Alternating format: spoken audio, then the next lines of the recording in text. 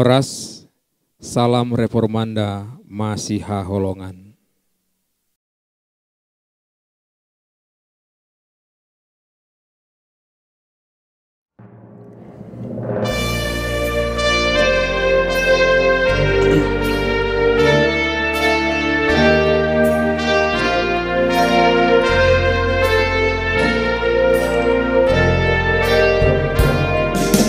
Siapa yang bersama Allah duduk mendampinginya, semuanya bermahkota bercahaya wajahnya, menyanyikan namanya dengan hidup yang megah. Shalom, amang inang, para naposo yang dikasihi di dalam Tuhan kita Yesus Kristus, selamat pagi. Sebelum kita membaca dan merenungkan firman Tuhan untuk hari ini Kamis 11 September 2025, terlebih dahulu kita berdoa. Mari kita berdoa. Tuhan Allah Bapa kami yang kami kenal di dalam nama Yesus Kristus, yang kami yakini hadir di dalam Roh-Mu yang kudus, puji dan syukur pada hari ini Tuhan masih memberikan kepada kami kehidupan. Tuhan, kami bersyukur juga untuk kesehatan yang Tuhan berikan. Ya Tuhan, sebentar kami ingin mendengarkan dan membaca firman-Mu ya Tuhan. Kiranya Tuhan yang menolong kami untuk mengerti, dan kiranya Tuhan yang menolong kami untuk melakukan yang sesuai dengan kehendak-Mu. Berkati Tuhan sepanjang renungan ini, hanya di dalam nama Tuhan Yesus Kristus kami telah berdoa dan mengucapkan syukur. Amin.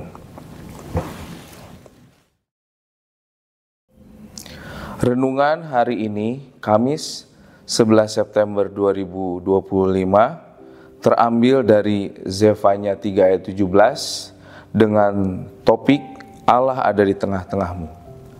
Saya akan membacakan terlebih dahulu di dalam bahasa Batak, lalu dengan bahasa Indonesia. Zefanya tolu ayat 10 pitu. Ai Jehovah debatam do di tonga-tonga nami. Ulu balang silehon tua do ibana. Marlas ni roha situtu ibana midaho.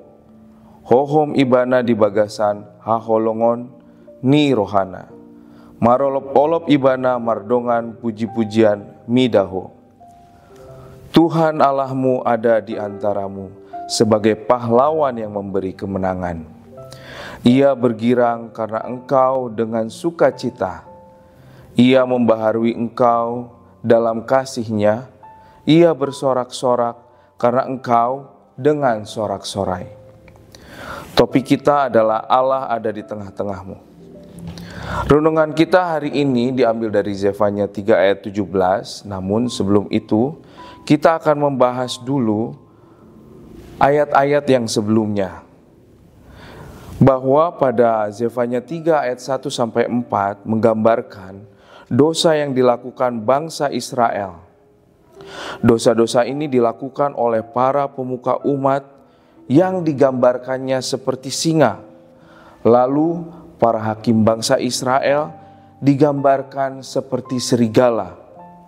Para nabi-nabi umat Israel digambarkan seperti orang yang ceroboh. Serta para imam mereka menajiskan hal-hal yang kudus, dan juga mereka memperkosa hukum Taurat. Karena perilaku bangsa Israel tersebut, Tuhan menunjukkan keadilannya dengan memberikan hukuman setiap pagi kepada para pemimpin dan umatnya. Di mana hal ini dinyatakan dalam Zefanya 3 ayat 5 sampai 8. Tuhan memberikan ganjarannya. Ia membuat umatnya dan para pemimpinnya menderita dan mengalami kesulitan. Ini semua Tuhan lakukan dengan harapan agar para pemimpin bangsa Israel dan umatnya kembali pada Allah.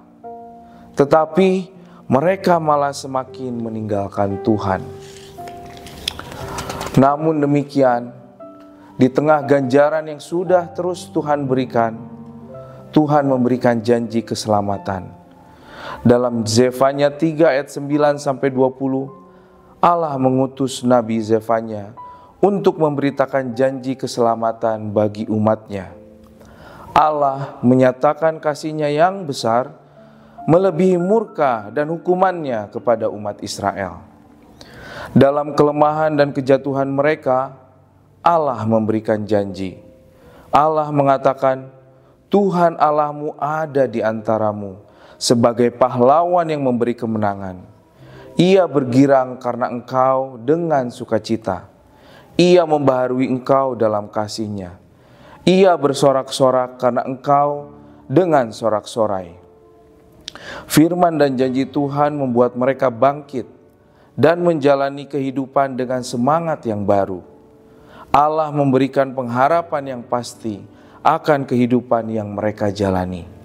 Bahkan keadaan hidup mereka dipulihkan dan kehidupan mereka dikuatkan oleh Allah. Apa yang menjadi hubungan dengan kehidupan kita? Bila kita lihat bangsa kita yang baru-baru ini mengalami suatu keadaan yang tidak mengenakan, menegangkan, keamanan yang terganggu, mungkin hal ini disebabkan karena bangsa kita melakukan hal-hal yang melawan ketetapan-ketetapan Tuhan ataupun kehendak-kehendak Tuhan, seperti mengabaikan nilai-nilai keadilan, kejujuran, dan hal-hal kebenaran lainnya. Di kehidupan kita pribadi, mungkin kita pernah mengalami hal-hal yang tidak mengenakan, atau juga penderitaan yang mungkin menjadi konsekuensi dari perilaku dan gaya hidup kita. Misalnya, kita malas sehingga datanglah masalah. Ketika kita diperhadapkan dengan ujian mungkin, ketika kita masih di perkuliahan, ketika kita masih di sekolah, itu menjadi suatu hal yang sangat menyulitkan kita.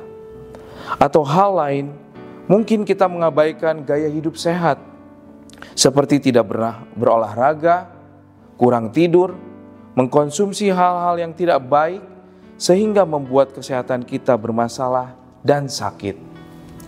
Bila hal-hal itu terjadi pada kita dan membuat kita begitu terganggu dan menderita, pasti itu sangat membuat kita ingin berharap pada Tuhan. Dan tetaplah berharap. Ingatlah bahwa tetap ada Tuhan yang menanti untuk menolong kita dari setiap permasalahan-permasalahan kita, baik itu masalah dalam studi, pekerjaan, kesehatan, ekonomi, dan lain sebagainya.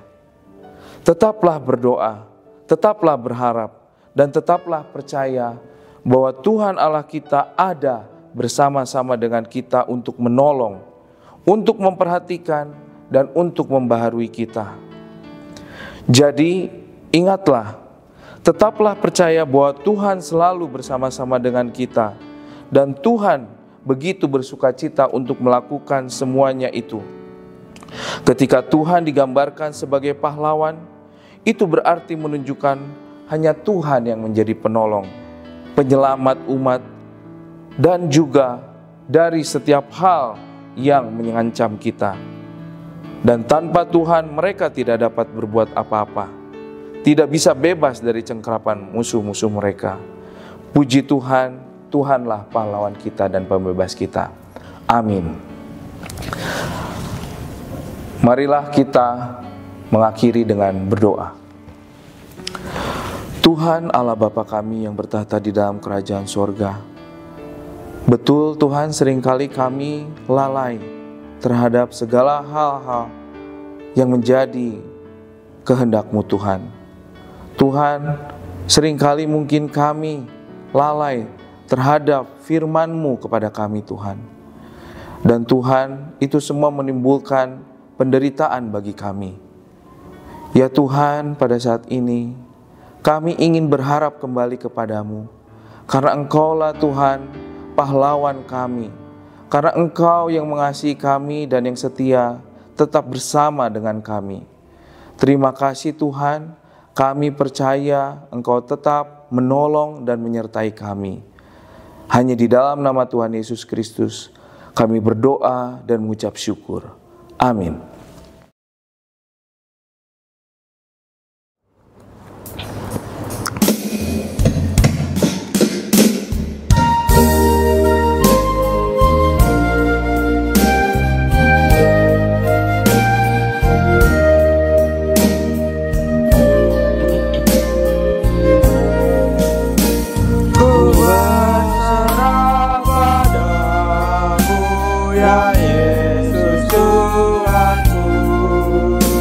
Engkaulah penebusku, ku sujud padamu.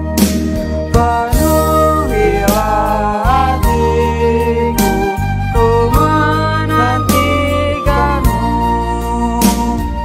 Utus Roh Kudus-Mu memimpin hidupku.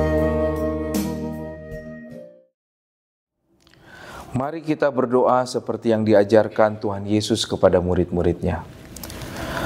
Bapa kami yang di sorga, dikuduskanlah namamu. Datanglah kerajaanmu, jadilah kehendak-Mu di bumi seperti di sorga. Berikanlah kami pada hari ini makanan kami yang secukupnya. Dan ampunilah kami akan kesalahan kami, seperti kami juga mengampuni orang yang bersalah kepada kami. Dan janganlah membawa kami ke dalam pencobaan, tetapi lepaskanlah kami daripada yang jahat. Karena Engkaulah yang punya kerajaan dan kuasa dan kemuliaan sampai selama-lamanya. Amin. Demikian renungan kita pagi ini. Selamat berkarya bagi Tuhan. Tetap semangat, tetap sehat. Salam Reformanda Masiha Holongan.